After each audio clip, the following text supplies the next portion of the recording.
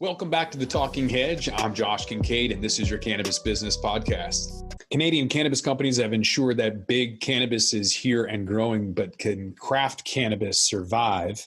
Some mainstream analogies can be seen with Starbucks kind of increasing their stores to push out mom and pops and then closing down and then allowing other forms. We have bikini baristas.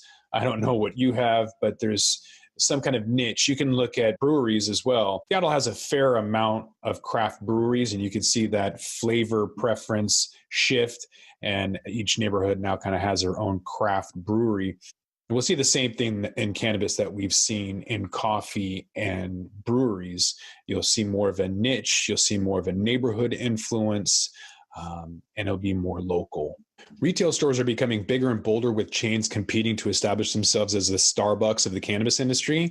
One of these is Seattle-based Diego Pellicer, one of the first cannabis companies to market itself as a premium brand retail chain.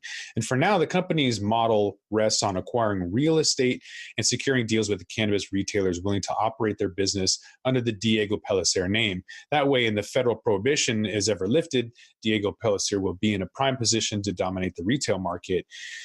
Except the fact that they just sold out to a company whose entire purpose is to have really cheap cannabis. So when you walk into their store, it's absolutely beautiful. It has marble and statues, and it's one of the nicest places.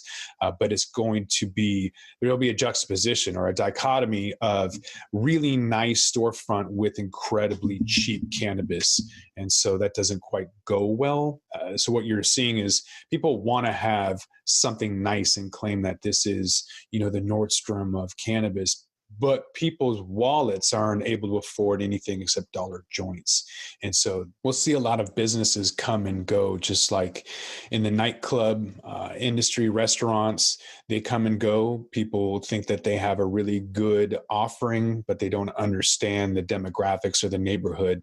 So someone from LA thinks that they can come to Seattle and have a nightclub, and they have a dress code or something, and people are really relaxed in Seattle. That just doesn't work. Or to say you have a New York steakhouse and you come to a place, in Portland.